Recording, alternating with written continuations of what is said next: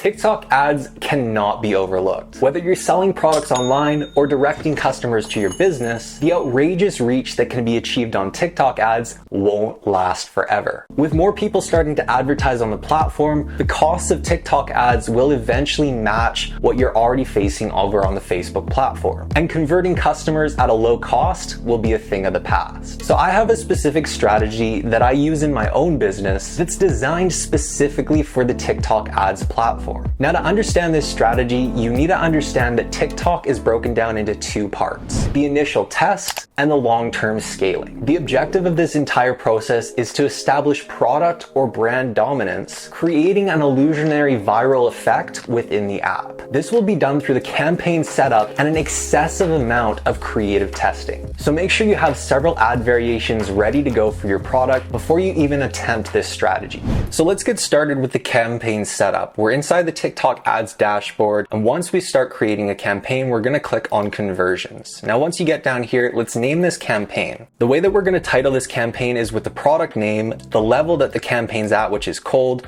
the country that we're targeting, and of course the break-even ROAS of the product. Once we have that all set up, leave it as no budget, and we're going to go ahead and click continue. Now, once you get to the ad group level, what we want to do is we want to put in the product name. We're going to come back to this after we complete the setup. So we're going to go into website because that's where we're trying to drive our traffic. For the TikTok pixel, just make sure you have yours active on your store. And then for the conversion event, what we're going to do is if it's for a product, you're going to optimize for complete payment. But if it's for a service, you're going to optimize for complete registration. Down here for placements, what we want to do is select the placement, and we're going to only do the TikTok app. We're going to go ahead and open up the advanced settings, and we're going to turn off video download, but we're going to leave user comments on. For the creative type, don't do automated creative. We still want to separate the creatives within our ad groups because this is going to allow us to see which one is actually performing the best. Down under targeting, what we're going to do is we're going to go to the country that we want to target. Typically, what I recommend doing is if it's a service, of course, target the country where you can actually provide that service. But if it's a product, I recommend doing either just the US or US and Canada. So once that's all set up, what we're going to do is select the gender of our product or our service. Of course, a thumbtack is both male and female, so we would leave it as none. And then for the age group, what I typically do is 25 to 55. I've tested these younger age groups and just noticed that they tend to not convert much, but they suck a ridiculous amount of budget from your campaigns. So I just go ahead and don't target them. For languages, since it's Canada and the US, we can just leave it as no limit.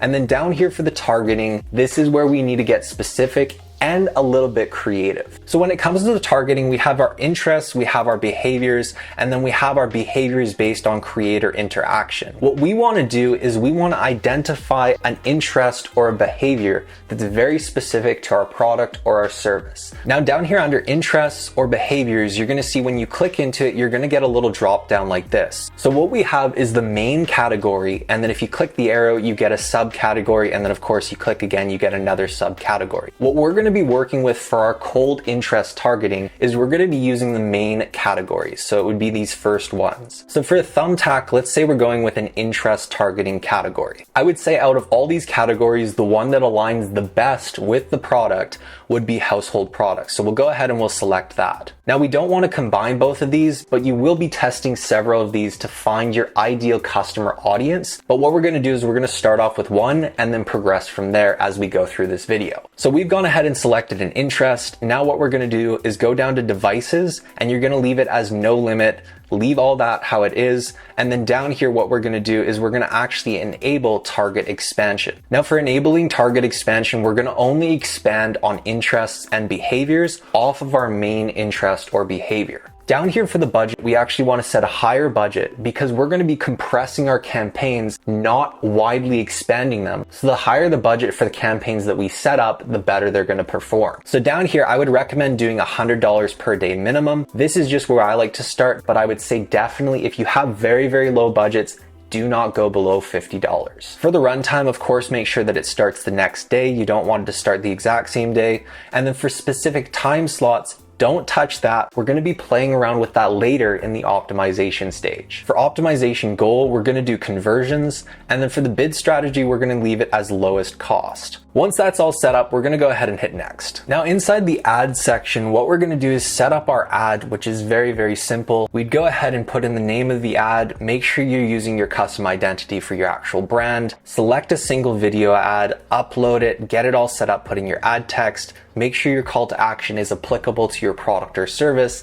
This is all straightforward. I don't need to show you this. You'd go ahead and hit submit, and then you got your campaign all set up and ready to go. Now what we need to do is get into the theory and campaign structure that's going to take your product and service and blast it off inside the TikTok platform. So what we just did is we essentially just set up our cold campaign. The cold campaign will involve several different tests of different audiences, which is based off those interests and the behaviors that we went over in that previous step. So here you can see audience number 1 equals the interest of household. Audience number 2 equals the interest of family, and so on and so on. And you continue to test these until you find one that's getting anywhere from 1 to 5 sales. That's literally all that you need. Now, once you identify an audience that's getting sales, let's just say it's the family one that's getting the sales. What we're going to begin doing is cycling it through the different stages of our campaign structure. So to do this, what we would do is we would leave the family campaign running, and you'd do budget adjustments and narrow down based on time slots for that campaign. Then what we're going to want to do over here in the warm section is we're going to be working with lookalike or act-alike audiences. The transition from the cold stage over to the warm stage will involve data collection. So the cold is essentially collecting data on our ideal audience. The warm is going to create a lookalike of that ideal audience. Once we have our warm audience running, we can then transition over to our hot audience. Our hot audience is going to be our retargeting campaigns. Now, the trick of the trade when it comes to all of these different audiences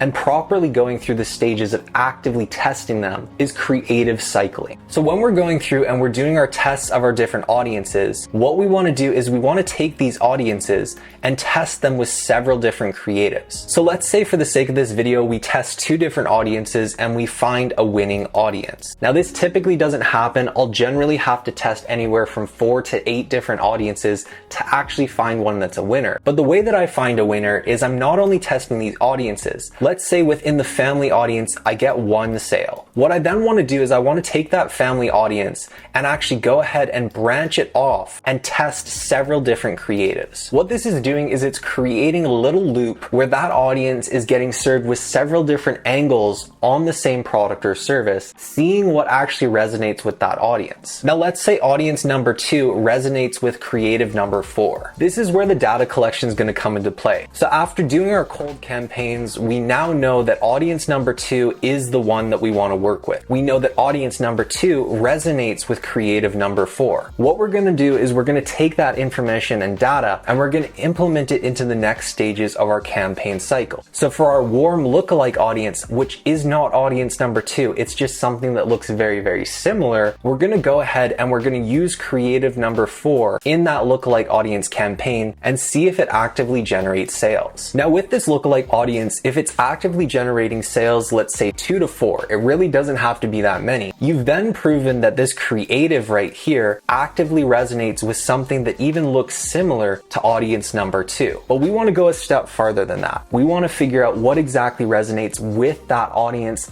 perfectly as well. So we're going to, of course, start off with our winning creative, our best creative, but then this exact same creative test we're going to implement over here into our lookalike audience campaign to try to find more winning creatives. Once we've gone through all these stages, we of course transition over to our hot campaign, which is retargeting. By this stage, we have our ideal customer or ideal audience profile ingrained deeply into our TikTok pixel, which means that when it comes to our retargeting campaigns, we're going to be able to retarget those people very specifically. This is going to be our ideal customer. Not only are we going to be able to target our ideal customer, we're also going to be able to target them with our ideal creative for that customer. And since we've gone through the process of testing several different creatives in stage 1 and stage 2, by the time we get to our hot retargeting campaign, all you really need to have is 4 high performance performing creatives that will hit several different angles for that audience, giving you the purchases that you're looking for on the back end retargeting. Now, the name of this game is creative testing, you guys. I cannot stress this enough. When it comes to this type of campaign structure, we're testing less audiences,